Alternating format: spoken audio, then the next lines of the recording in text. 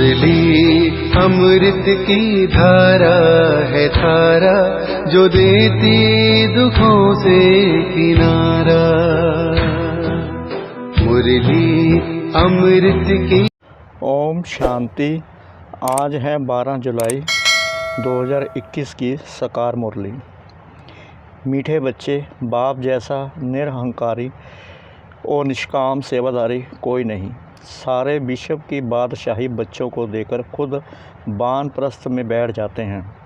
प्रश्न: बाप का कौन सा पैगाम तुम्हें सारे विश्व को बताना है? उत्तर: सभी को बताओ कि तुम दुख हरता सुख करता के बच्चे हो। तुम कभी भी किसी को दुख नहीं देना है। तुम सुखदाता बाप को याद करो, उन्हें फॉलो करो तो आधा कल्प के लिए सुखधाम में चले जाएंगे। यह पैगाम सबको देना है। जो इस पैगाम को जीवन में धारण करेंगे वह 21 जन्मों के लिए माया की बेहोशी से छूट जाएंगे। गीत। हमारे तीर्थ न्यारे हैं। ओम शांति। मीठे मीठे रूहानी बच्चे, इस गीत का अर्थ तो समझ गए।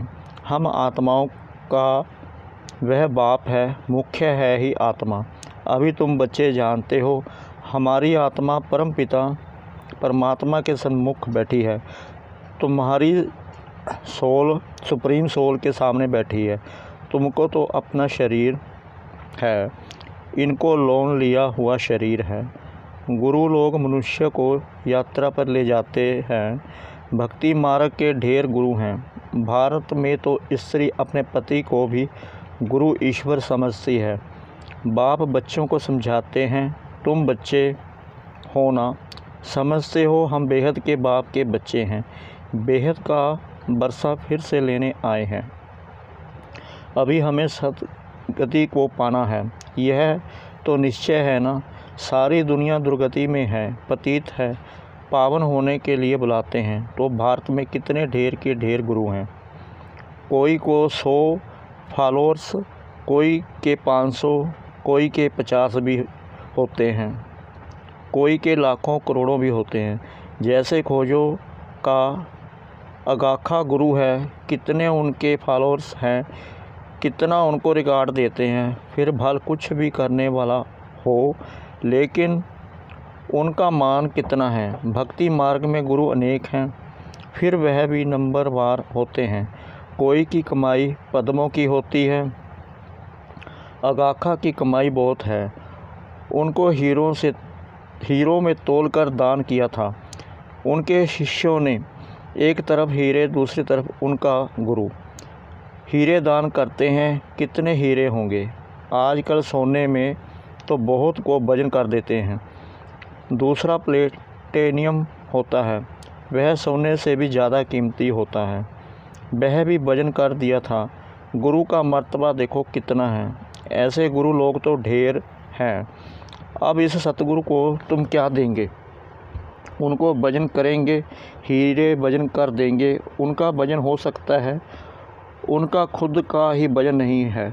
शिव तो है ही बिंदी, उनका वजन तुम क्या कर सकेंगे? यह तुम्हारा गुरु कितना वंडरफुल है, सबसे हल्का, बिल्कुल ही सूक्ष्म है। तुम्हारा गुरु एक है, तुम जानते हो। शिव बाबा तो दाता है, भगवान कभी कुछ ले नहीं सकते, वह तो देते हैं। ईश्वर अर्थ दान सब करते हैं, तो समझते हैं दूसरे जन्म में इसका एवजा मिलेगा। कामना तो रखते हैं। अब यह तो है बेहद का बाप। इन जैसी निष्काम सेवा कोई कर नहीं सकता। निष्काम सेवा भी कैसी? बच्चों को विश्व का सुख धाम का मालिक बनाते हैं। बाबा खुद थोड़ी विश्व का मालिक बनते हैं। उनको कहा जाता है सुख का सागर, शांति का सागर, पवित्रता का सागर। बच्चों को हर एक बात अच्छी रीति समझाई जाती है। एक ही बाप से तुमको जीवन मुक्ति मिल जाती है। बाबा से स्वर्ग का बरसा मिलता है। निश्चय किया, बस बाबा और बरसे को याद करना है। इनको कहते हैं ज्ञान का सागर। सारा सागर मस बनाओ, यानी स्याही बनाओ। सारा जंगल कमल बनाओ तो भी इंड नहीं हो सकती। तुम शुरू से लेकर लिखते जाओ तो तुम्हारी ढेर पुस्तकें हो जाएं। यह नॉलेज तो बहुत वैल्यूबल है जो धारण करने की है। जानते हो, यह कोई परंपरा तो चलती नहीं, अभी तुमको तंत्र मिलता है। बाप आकर बच्चों को अपना परिचय देते हैं, वही काफ़ी है। बाप का परिचय देने से, रचना को जानने से रचना का भी ज्ञान आ जाता है।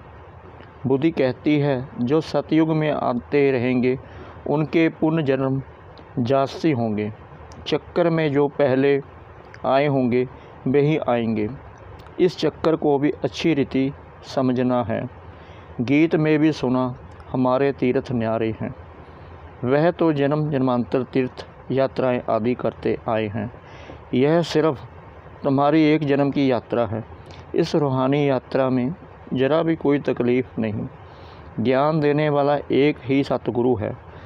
सतगति तो किसी को भी होती नहीं, वह है सुप्रीम ज्ञान का सागर। सर्व की सतगति हो जाती है, बाकी क्या चाहिए। तत्व भी सतो प्रदान हो जाते हैं। यहाँ तमो प्रदान है तो वायु आदि भी ऐसी ही तमो प्रदान होती है। कितने अर्थ कवेक आदि होते हैं। सतयुग में तो कोई भी दुख देने वाली चीज़ नहीं होगी। बाप है ही दुख हरता सुख करता। तुम उनके बच्चे हो, किसको भी दुख नहीं देना है। सबको यह रास्ता बताना है सुख का बरसा पाने का। अब बाप कहते हैं तुमको सुख ही देना है। बाबा तुमको आधा कल्प के लिए ऐसा सुख देते हैं जो वहाँ दुख का नाम नहीं रहता। तुम जानते हो, बाप से 21 जन्मों का बरसा पाने हम यहाँ आए हैं।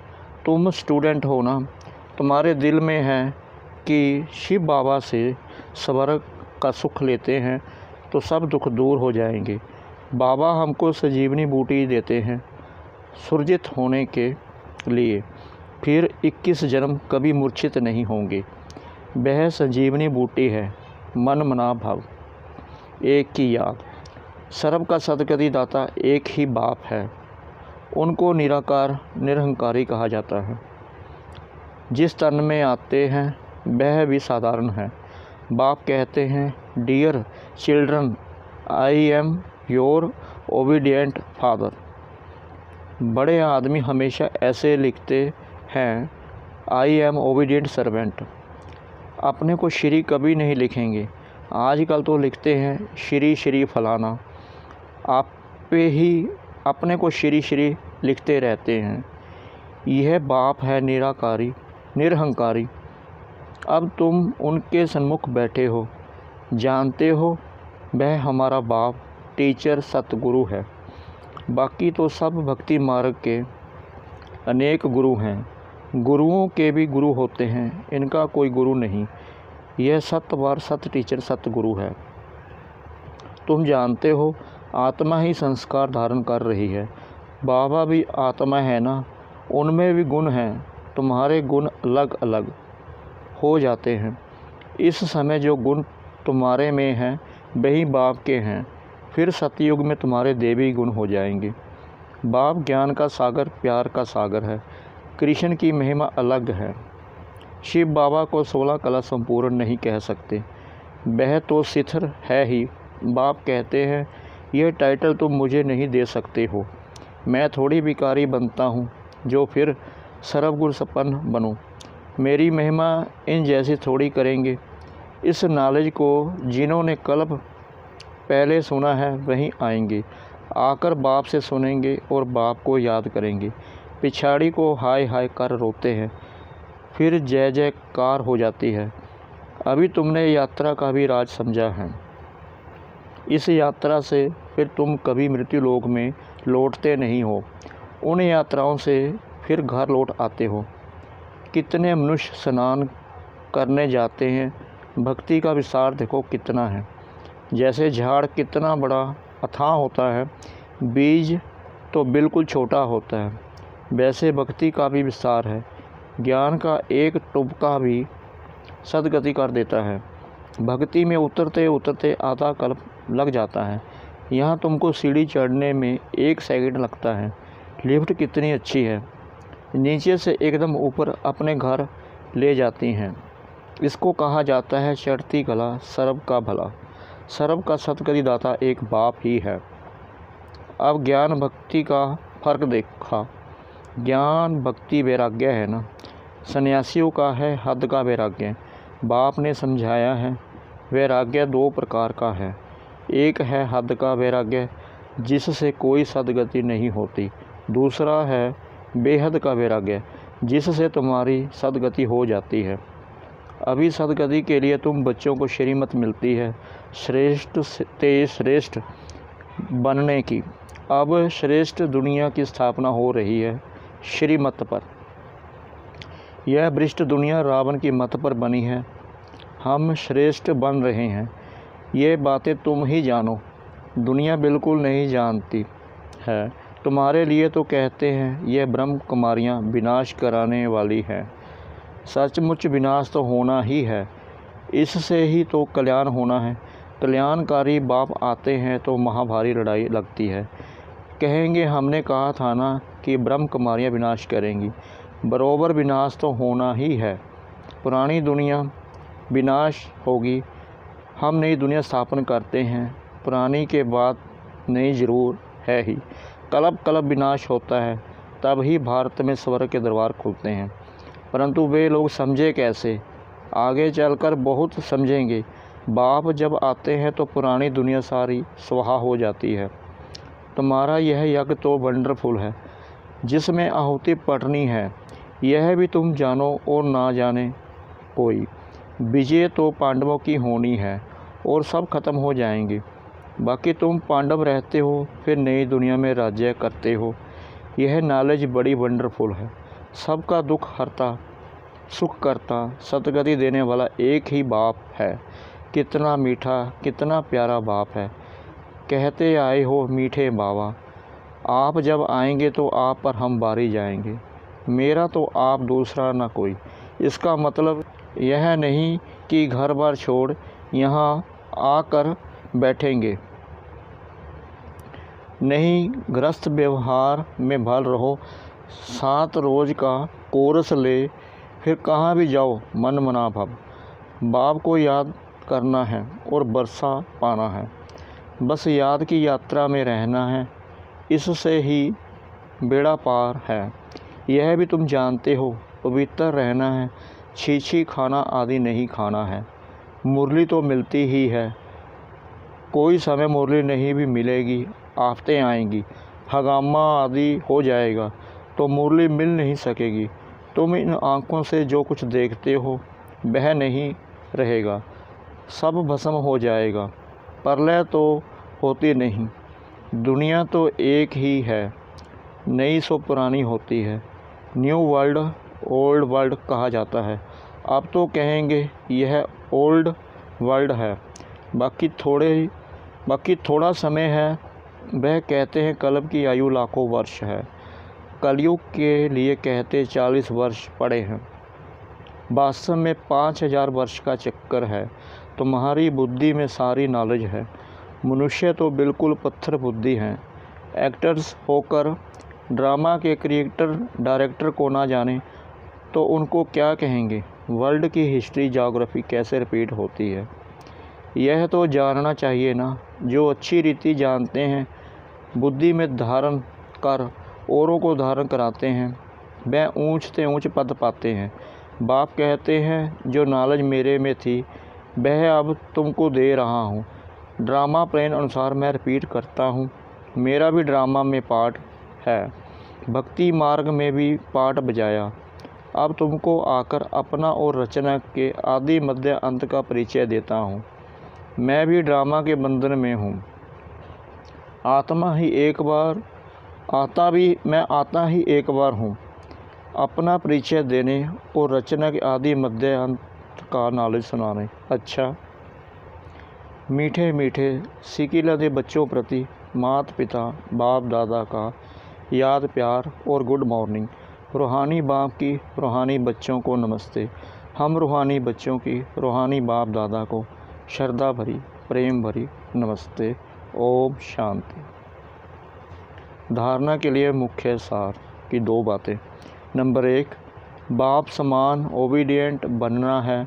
कभी भी किसी बात में अपना अहंकार नहीं दिखाना है। निराकारी और निरहंकारी होकर रहना है। नंबर 2, बाप टीचर और सतगुरु के कॉन्ट्रास्ट को समझ निश्चय बुद्धि बन श्रीमत पर चलना है। रूहानी यात्रा पर रहना है। वरदान, व्यक्त में रहते अव्यक्त फरिश्ते रूप का साक्षात्कार कराने वाले सफ़ेद वस्त्रधारी और सफ़ेद लाइटधारी भव। जैसे अभी चारों ओर यह आवाज़ फैल रहा है कि यह सफ़ेद वस्त्रधारी कौन हैं और कहाँ से आए हैं, ऐसे अब चारों ओर फरिश्ते रूप का साक्षात्कार कराओ। इसको कहा जाता है डबल सेवा का रूप। जैसे बादल चारों ओर छा जाते हैं, ऐसे चारों ओर फरिश्ते रूप प्रकट हो जाओ। जहाँ भी देखें तो फरिश्ते ही नज़र आएं। लेकिन यह तब होगा जब शरीर से डिटैच होकर अंतबाक शरीर से चक्कर लगाने के अभ्यासी होंगे। मनसा पावरफुल होगी। आज का स्लोगन, सर्व गुणों व सर्व शक्तियों के अधिकारी बनने के लिए आज्ञाकारी बनो। सर्व गुणों व सर्व शक्तियों के अधिकारी बनने के लिए आज्ञाकारी बनो। ओम शांति।